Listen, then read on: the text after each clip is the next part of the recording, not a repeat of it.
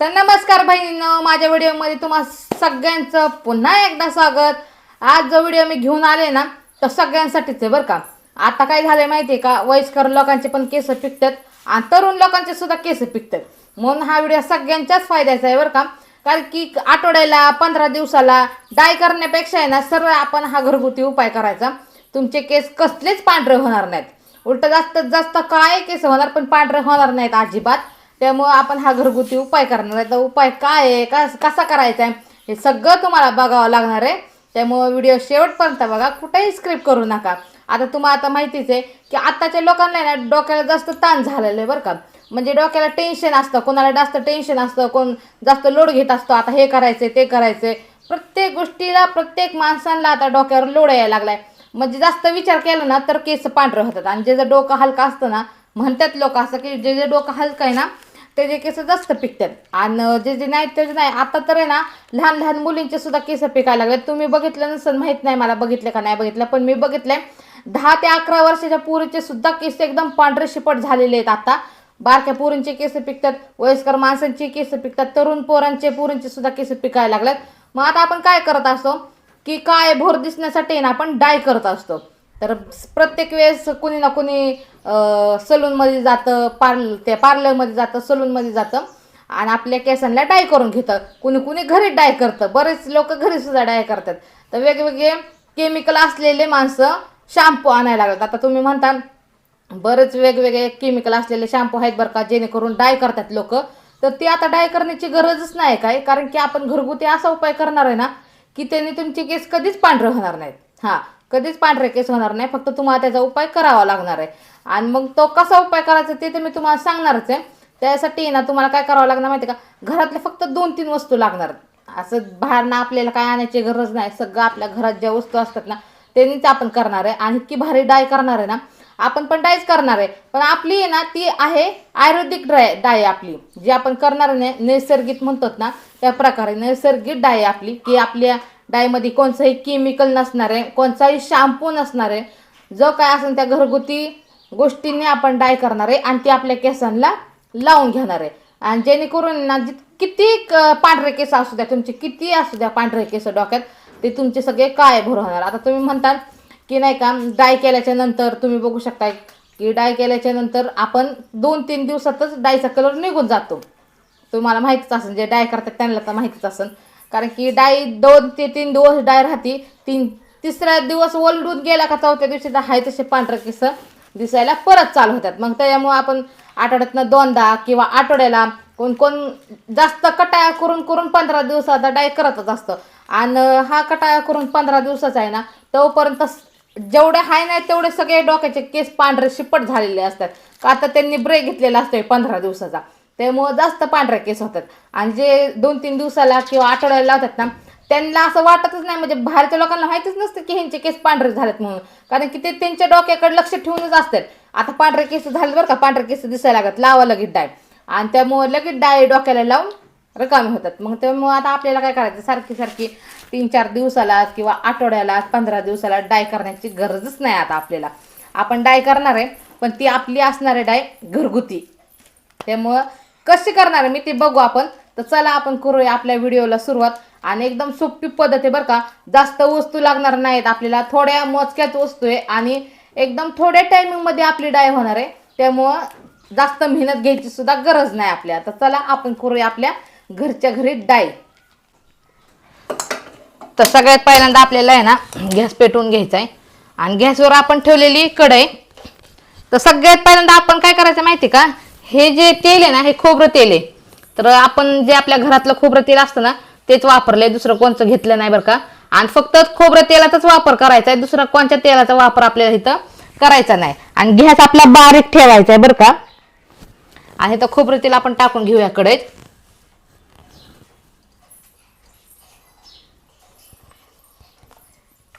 तर एक टायमाची डाय करायची म्हणलं ना एवढं तेल पुरेसं होतंय, म्हणजे बास होतं एवढं तेल। आता ते तेल आपण गरम करायला ठेवलंय, तर आपल्याला काय करायचं माहिती का, तर इथं आहे ना आपण हे काळे तीळ घेतल्यात, म्हणजे जे तीळ असतात ना पांढरे त्यातनं आपण काळे तीळ घेतलेले बरं का। पांढऱ्या तिळाचा अजिबात उपयोग करायचा नाही, तर काळेच तीळ घ्यायच्यात, कारण की काळ्या तिळापासूनच हे आपली जी डाय होणार आहे तयार, त्यामुळे आपण दुसरं पांढऱ्या तिळाचा वापर करायचाच नाही इथं, फक्त काळ्या तिळाचाच वापर करायचा. हे मार्केटमध्ये कुठंही भेटतंय बरं का, सहजच उपलब्ध भेटतं, कारण की याला जास्त शोधाशोध करायची गरज नाही. कुठेही कोणत्याही किराणा मालाच्या दुकानात तुम्हाला सहजच भेटून जाईल बरं का काळं तीळ. तर त्यांना माझं काळे तीळ असतात ते द्या, आणि इथं काळ्या तिळाचा आपल्याला उपयोग करायचा आहे, कारण की काळ्या तिळापासून एक नंबर डाय बनती, इतकी सुंदर बनती ना की त्याचा कलर पण लवकर जात नाही. त्यामुळे आपण इथं काळे तीळ घेतलं. तर हे आपल्याला काळे तीळ आहेत ना, ह्या गरम झालेल्या तेलात टाकून घ्यायचे आपल्याला. तर आता आपण इथं 1 ते 1.5 चमचा काळे तीळ घेतलेले ते आपण तेलात टाकून घेऊया. आणि गॅस आहे ना आपला एकदम बारीक ठेवायचा बरं का, फास्ट आपल्याला थोडा पण करायचा नाही, कारण की फास्ट केल्याच्या नंतर आहे ना हे जे काळे तीळ आहेत ना ते सगळे करपून जातील. त्यामुळे आपल्याला गॅस फास्ट करायचा नाही, गॅस एकदम बारीक ठेवायचा. आणि हे हळद जी आपण रोजच्या भाजीला कालवणाला जी वापरत असतो ना, ती हळद आहे, ती हळद ह्याच्यात थोडीशी टाकून घ्यायची. तर साधारणतः अर्धा चमचा हळद इथं मी टाकून ठेवलेली बरं का. आणि ती हळद आणि ही काळे तीळ एकदम मिक्स होऊ द्यायच्यात आपल्याला चांगली तेलात. तोपर्यंत ना ह्याला बारीक गॅसवरच आपल्याला तयार करायची ही डाळ.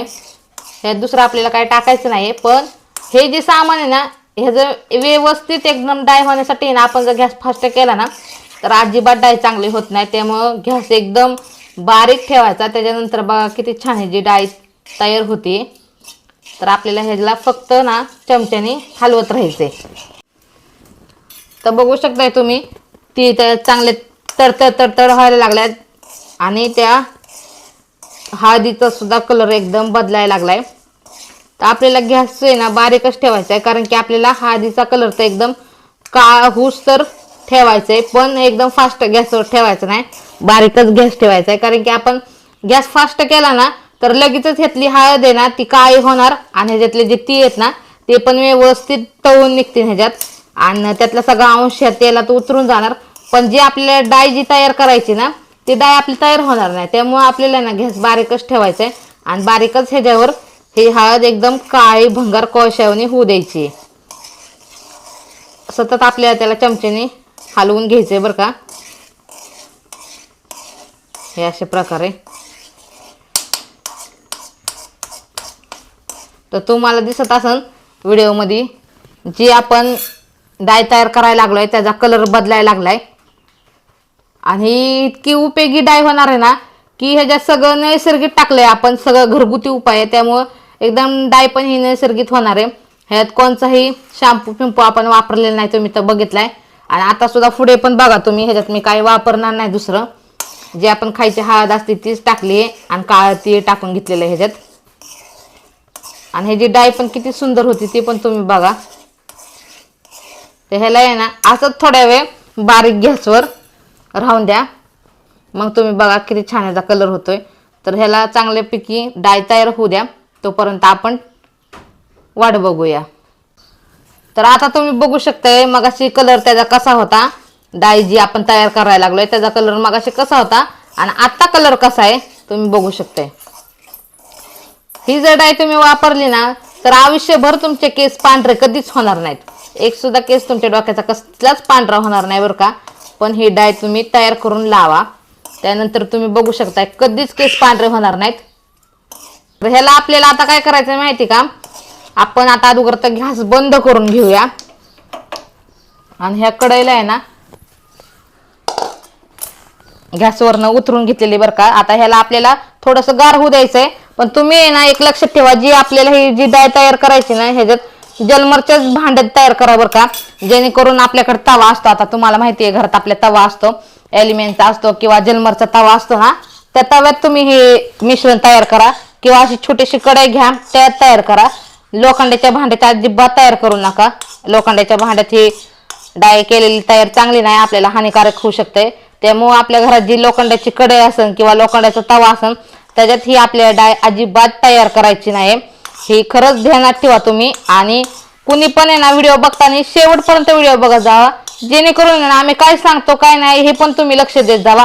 तुम्ही जर पूर्ण ऐकलं नाही, आम्ही काय मध्ये आधी काय टिप देत असाल त्या टिप जर तुम्ही फॉलो केल्या नाहीत तर तुम्हाला त्याचा 100% फरक पडतच नाही बरं का. मग तुम्ही परत कमेंट करणार आम्हाला की फरक पडला नाही, असं नाही तसं नाही. तर तसं करत जाऊ नका. हे आपल्याला थोडंसं गार करून घेऊया आपण. हे असे प्रकारे असं चमच्याने हलवून ज्याने चमच्याने हलवलं ना तर पटकन गार होईल बरं का. तर तुम्ही ना खरंच लक्ष देत जावा आम्ही काय सांगत जाईन त्याच्यावर. आता तुम्हाला ही जी टिप सांगितली ना हे पण खरंच ध्यानात ठेवा की लोखंडाचा तव्याचा म्हणजे लोखंडाच्या भांड्याचा उपयोगच करू नका अजिबात हे तयार करताना मिश्रण. लोखंडाचं भांडं अजिबात घ्यायचं नाही आपल्याला, दुसरं कोणतंही चालन पण लोखंडाचं वापरायचंच नाही.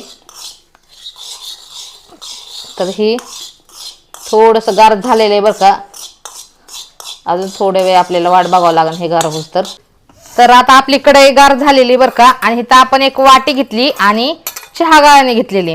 तर हे तेल आहे ना आपल्याला गाळून काढायचंय जेणेकरून हे जे काळे तेल आहेत ना ते आपल्या तेलात मिक्स होणार नाहीत. कारण की त्याचा आता उपयोग काय नाही, कारण की त्याचा जो अंश होता तो सगळं आपल्या ह्या डाळीमध्ये मिक्स झालेला आहे. त्यामुळं आता ह्याला गाळून घ्यायचं आपल्याला.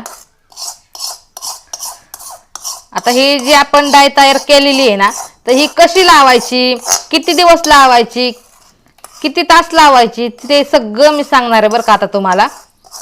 त्यामुळं लक्ष देऊन सगळं ऐका, कारण की तुम्ही जर लक्ष देऊन ऐकलं ना तर ह्याचा तुम्हाला खरंच लय फायदा होणार आहे. तर आता आपलं हे सगळं गाळून झालेलं आहे हे असं. आणि आता तुम्ही बघू शकताय आपली जी डाळ आहे ती किती सुंदर झालेली आहे तयार, एकदम काळी भंगार झाली. तर आपल्याला जी हळद असते ना जी आपण ह्याच्यात टाकलेली ती पण आपल्याला एकदम काळी भंगार करायची, एकदम कोळशावानी झाली पाहिजे अशी करायची. आणि त्यात आपण काळं तीळ टाकलेलं असतं त्यामुळं ते काळं तीळ पण सगळं त्याचा अंश ह्याच्यात तेलात सोडत असतो. त्यामुळे आपल्याला बारीक गॅसवर ह्याला करून घ्यायचं. तर आता आपल्याला काय करायचं ते असा एक कापूस घ्यायचा आहे. तर तुमच्याकडे जर डाळ लावायचा जर ब्रश असेल त्या डाळ लावायच्या ब्रशनी सुद्धा तुम्ही हे लावू शकताय बरं का.